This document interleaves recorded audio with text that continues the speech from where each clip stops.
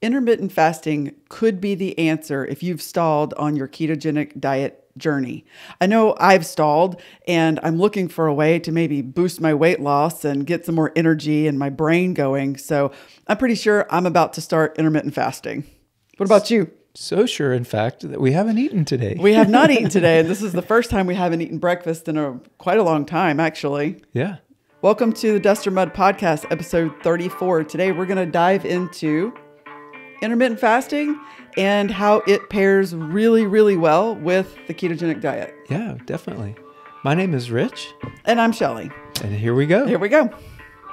So we've put out quite a few different videos, lots of different podcasts on the ketogenic diet, and we've talked about how keto works, about the liver producing ketones and burning fat in order to do that.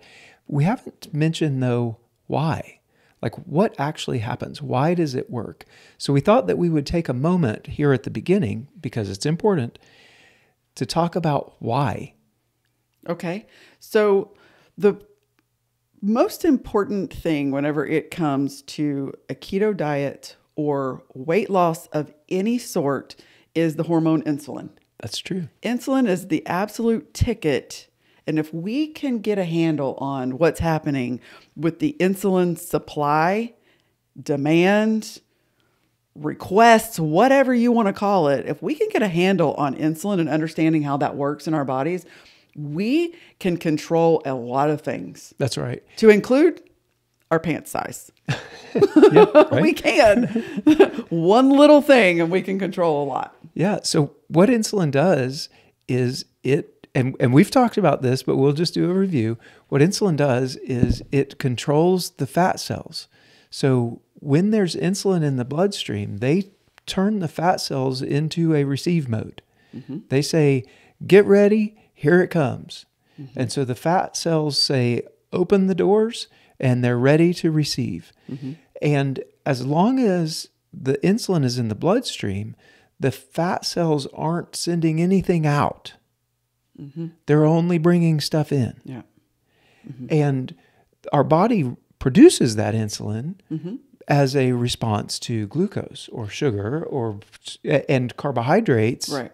Cause our body to produce that. Right. Whenever our body requires the glucose, it requires energy. And if the energy that is being used by our cells is primarily glucose, then once all of the cells have said, hey, we're good. I don't need any more. I'm full, whether it's our brain or our muscles or our organs, whatever it happens to be at the cellular level, once all of the energy has been taken in, and there happens to be more. Sometimes we probably have more running around in our blood. Then insulin says, hey, you can't stay here. You can't stay in the bloodstream. Right. You got to go somewhere else. And I have just a place for you to go. And I know the guy. So he goes over to the guy and he says, hey, I need you to let this glucose in because he can't stay in the bloodstream. Yeah. And they say, okay, we've got plenty of room. And if we don't, we'll just expand and make more. Yep. Okay. That's right. So basically, but here's what we can do. We can tell insulin to stay put. Yes. And that's why the ketogenic diet works.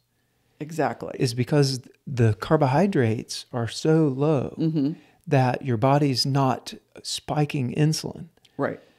And typically, at least, we've talked about, if you're eating whole foods that have fiber in them as well, right, even with the insulin, it's a very slow rise and then a slow decrease. So there's not just this spike of insulin. This influx of insulin that's saying, store it, hurry. right? Yeah. And so that's why it works. And the way that the keto diet makes it work is because the demand for insulin, because the carbohydrates are low, the glucose produced is low, the demand for insulin is low. Right. Right. So that's sort of why keto works. Sure. It at the cellular level right. in the body. It's all about the insulin. It's the hormone, and the body is basically doing what the hormone is telling it to do. Absolutely. It's a very smart system. Yeah. It really, really is. Yeah. And so with that, you can start to burn your own fat. with the reduction of insulin, because the fat cells will now open up. That only happens though if you need the energy. Right. So if you're eating all the time, So let's just go with 6 times a day, because we've been told for the past 30 years, you need to have 3 full meals and 3 snacks somewhere all in between, 6 small meals a day. even if you are following the ketogenic diet or a ketogenic lifestyle And keeping your carbs low. and keeping your carbs low, even if you're following that to a T, if you're constantly eating, then there's no reason for your body to tap into its own stores. Right. Right? There's utilization where you're using your own energy that we all carry around about somewhere over 100,000 calories of energy in a normal size human being. Someone with a normal body mass index has somewhere between 100 and 200,000 calories stored with a normal BMI. So as long as you are putting food into your system, putting energy in, you're feeding it, right? Then the energy that has been stored, you Stays never have to stored. tap into it. That's right. Right. Okay. So a way, and what we did when we first started the ketogenic diet was we eliminated snacks. Yep. And so that was a way to you start reducing the amount of energy that you're putting into your body. You've reduced the insulin now. You've reduced the amount of energy. And so you start to burn your own energies, right? Your body goes from storage mode into utilization mode. Right. Right? With insulin in it, you're storing. Right? As long as you're feeding it, you're not utilizing what you've got. So with those breaks in eating, you start to utilize the energy stores that you have in your body. Yep. Okay, so buzzwords. Intermittent fasting. All right. Let's talk about buzzwords. Intermittent fasting. It has been all over the internet, up and down YouTube, talked about to the nth degree. We all got it. Every now and then, don't eat. That's pretty much what we would consider an intermittent fast. In between eating, don't eat. Don't eat. Right. Stretch it out for a longer period of time. Yeah. Some people, there is debate out there as to whether or not a certain amount of hours is considered fasting or not fasting. Let's just say put more time in between the times that you eat. Yeah. There's different styles of intermittent fasting, or some people adhere to one or the other, or say that one works better. You'll hear the 16-8 or the 18-6. Those two are fairly popular. Okay, so let's talk about those. The 18-6, you're going to not eat for 18 hours, right, and you're going to consume all of your food for the day in a 6-hour window. That's right. Or the 16-8 is the same way. Same way. Don't eat for 16 hours. You don't eat. For 8 hours, you do. All of the calories or all of the food that you're going to consume in that 24-hour period happens within an 8-hour window. Another one is 5-2. Right. That would be eat normally for 5 days, fast for 2 of them.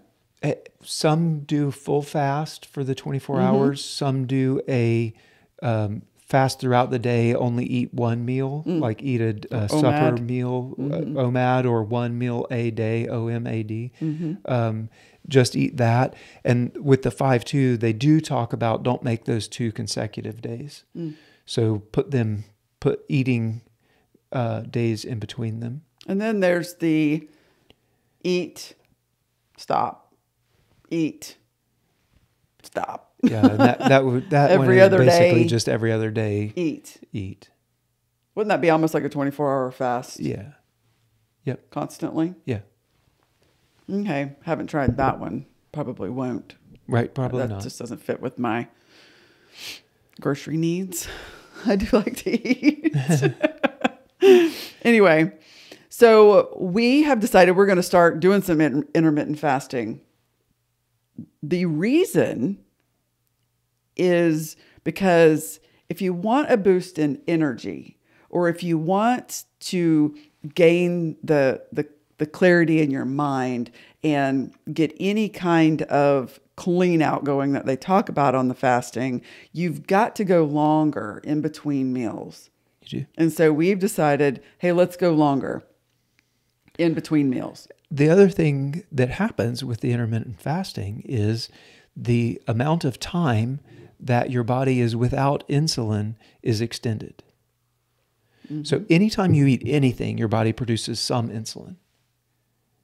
Mm-hmm. So when you go those number of hours without eating at all, that number of hours now, you don't have insulin. So somewhere between 30 minutes to 2 hours after you eat, the insulin goes away. And then the longer you extend that, then the longer you have to use your own stores. So the insulin's not there. The fat cells reverse their course, right? Mm-hmm. They now say, we're ready to give energy. When the energy is consumed that you just took in from your last meal and your body needs more energy, now you start using your stored energy. Oh my gosh, you know what it's like? What's that? It's almost like you're going to the gym and you're not. How so? Because at the gym, you got to go to the gym. Like you eat and you go to the gym and you go and you burn the calories and you watch it tick up ever so slowly on how many you're burning. You go run 5 miles and you burn, 24 calories. I'm kidding, of course. But just by not eating, and you can tap into burning your own energy stores just by extending it out a little bit, it's almost like you're going to the gym without going to the gym. Yes. And that's why you'll hear so many of the doctors that talk about the ketogenic diet and intermittent fasting. Mm-hmm. They will say diet is king. Mm-hmm. Exercise is queen at best, right? Dr. Fung talks about diet is probably 95%, with exercise being maybe 5%. Right. Right. Yep. The first thing you're going to burn when you go do that 5 miles on the treadmill is glucose. You're not burning your fat. And then you're going to go through your glycogen stores. Right. And all of it's gone. And then when all of it's gone, that's when you hit that wall and go, I can't go anymore, until your body says, oh, you're going to keep going, so we need to do something else. Right. And then what does it do?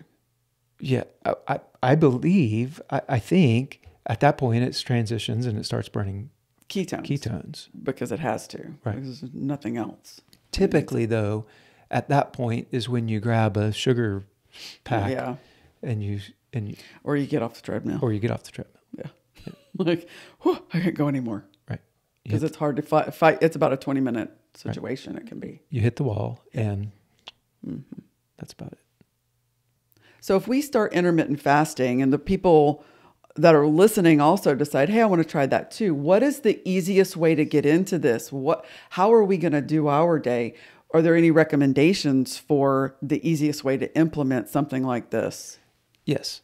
First, if you are in ketosis, it's much easier. Oh, way easier. Because your hunger is not controlling your life anymore. So for the people that we know for a fact have said they've been doing keto for 6 weeks, 8 weeks, whatever, you're there. Yes, that's right. You're there. Absolutely. Like you're ready for... So just like you don't have to be following a ketogenic lifestyle in order to do an intermittent fast, and you still get benefits of the intermittent fast if you're not. Right. It just may be a little bit more difficult because you're probably going to feel more hungry, at least initially. Right. So first, for us, the hunger issue shouldn't be that big of a deal.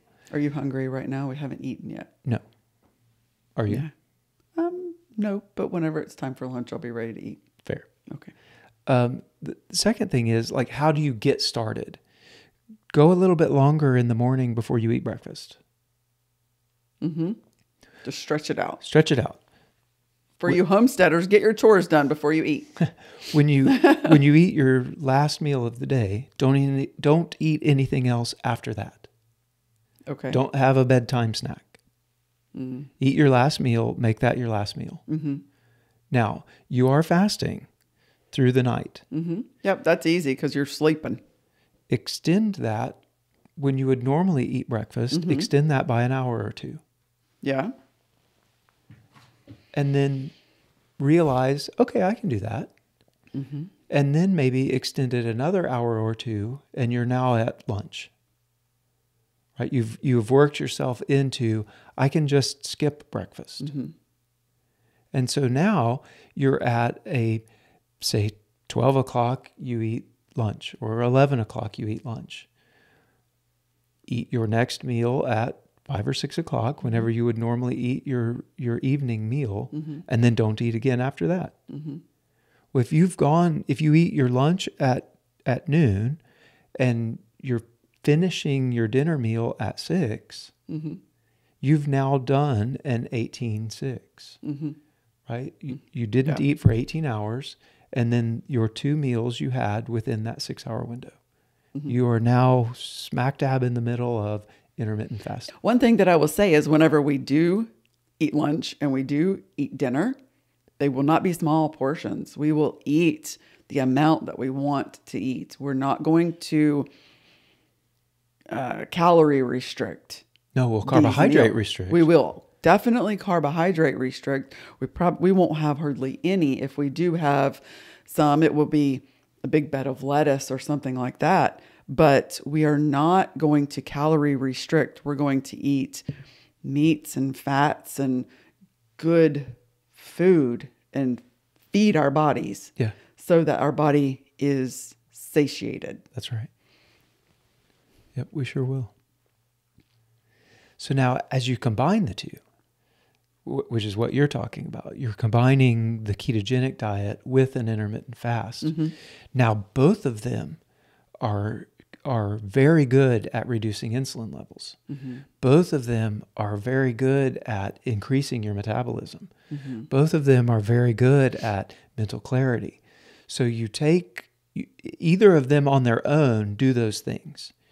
Now you combine them and they both just boost. So if you're stalled with keto, this is a great way to break that stall. To boost it, to kick it in. Yep. Yeah. Go next level. Yeah. One of the reasons that we decided to do this podcast was because we've gotten that question a couple of times. Do you guys intermittent fast? We did for years ago.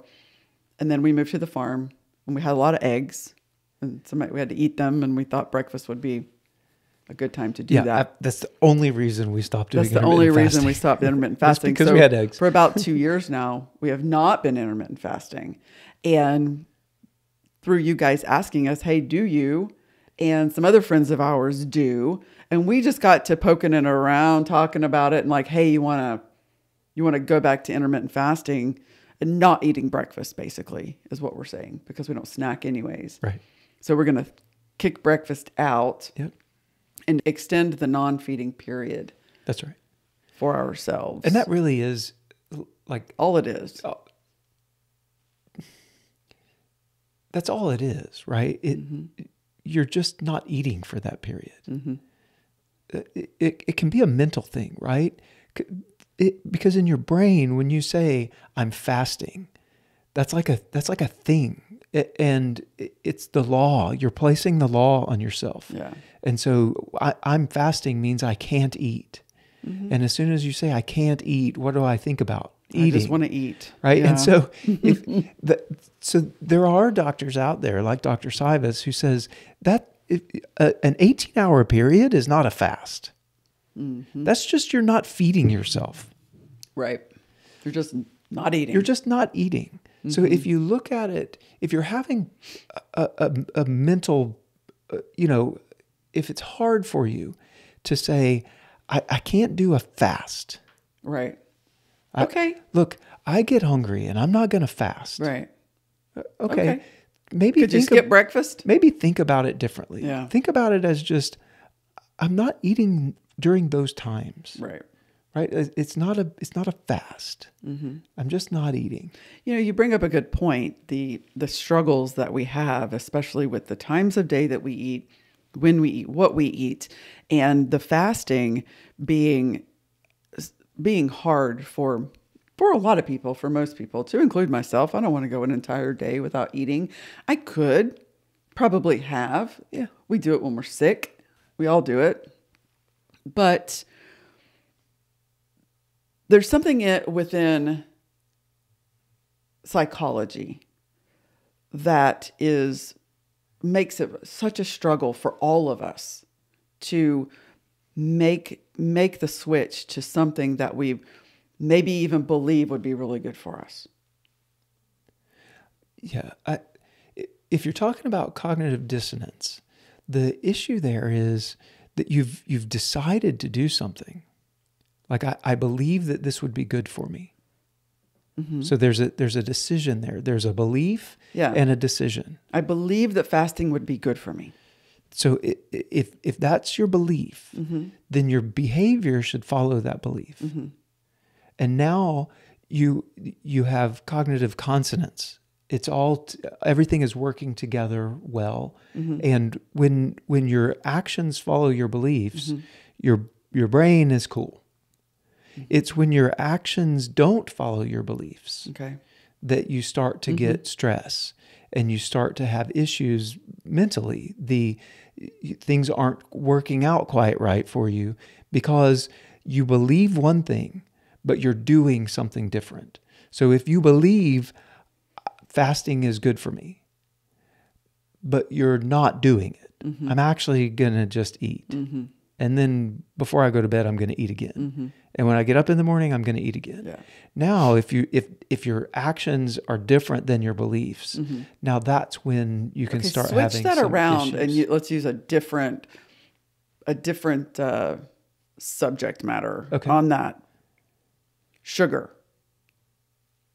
Okay. Let's use sugar because I think that's just it's a better example. Yeah. Because we all fight sugar. Sure. Because it's so ubiquitous in our culture. Oh yeah. Sugar, bad. If I believe sugar is bad for me. If you believe that, yeah. I'm going to say, I believe sugar is bad for me. Okay. I should not eat sugar. Okay. I eat sugar anyways. Now you have the issues. This has nothing to do really with your body, your physical body, like what you're doing with the sugar, right? So like this isn't a weight issue. This is a mental issue. This causes distress. This causes stress. This causes, I don't feel right. Guilt. I don't feel good. It causes I feel guilty. Guilt.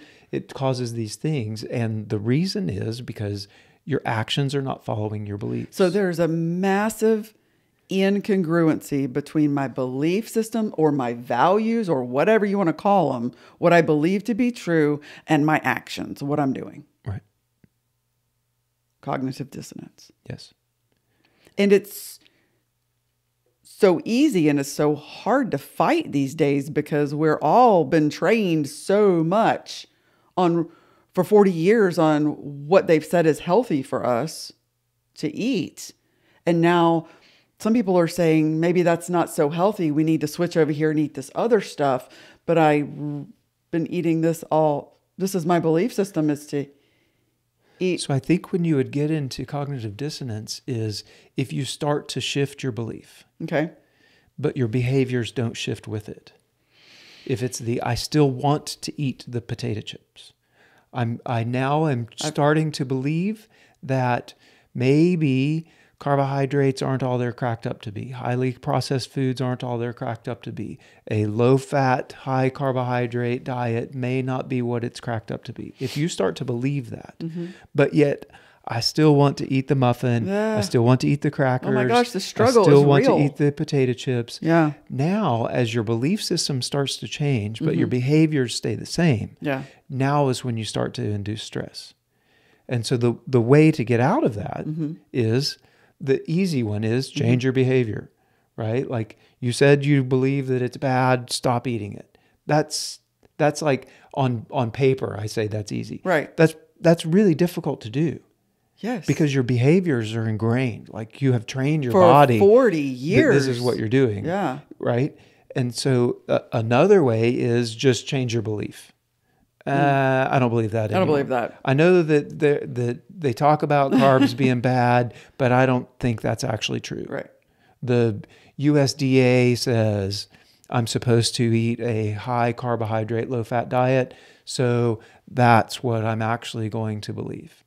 And so you can either change your behavior, which is hard. Yeah. You can change your belief, which is also hard. But it probably easier than changing your But right behavior. now, if you look at the dietary space, the health space of this country right now, we have some serious opposing forces. Oh, yeah. And such so that, okay, now we're going to be keto and we're going to do all this intermittent fasting and we're all of these food changes. So I have to change my belief. Yes. What I believe about what is healthy and what isn't healthy. Oh, and right when you get done with that, because that's so easy, now I have to change all of my behaviors that are ingrained to me for the past 40 or 50 years. Right. And then we want to go off and say, personal responsibility, fix it.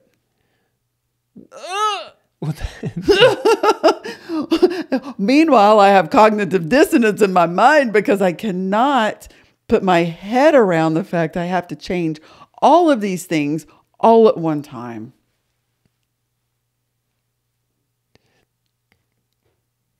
It's hard. It's hard. The cognitive dissonance happens, though, once the belief has changed. Okay. So that's where I would say if you're experiencing that, you could almost look at it as a good sign. I now have a belief that this is bad for me.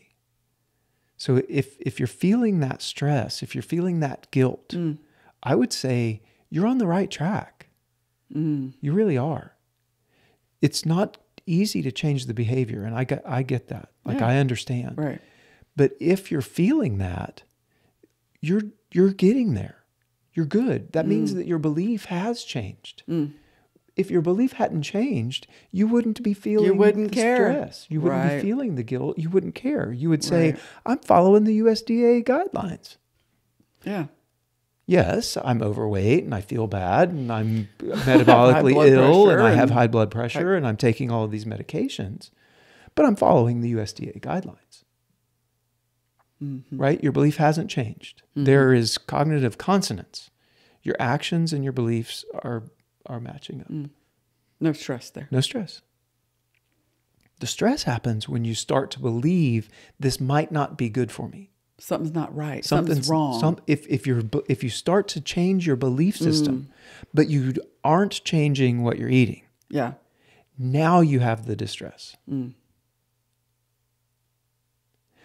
The other way that you can level things out, so you can change your belief, you can change your actions, right? Your behaviors. Yeah. The other way to level things out is if you just start justifying. Right. Well, I'm doing what they say. I'm doing what they say. Right. Or I really, really like it though. Yeah. It increases my quality of life. It adds joy. If I eat this. It adds joy to my life if I eat this. The cake with my kid at their birthday. That's right. Or whatever the case may be. So as you start to pile on the pluses of not doing what it is you believe, in your brain at least, the equation starts to equal out. So I'm not doing it, but there are so many good reasons why I'm not doing it. Now things start to calm down in your brain. I pile up enough good reasons why to tip the scales, that I can tip the scales and get back to some level of make the distress go away. To make the distress go away. Right. Changing diet, changing eating habits changing eating patterns.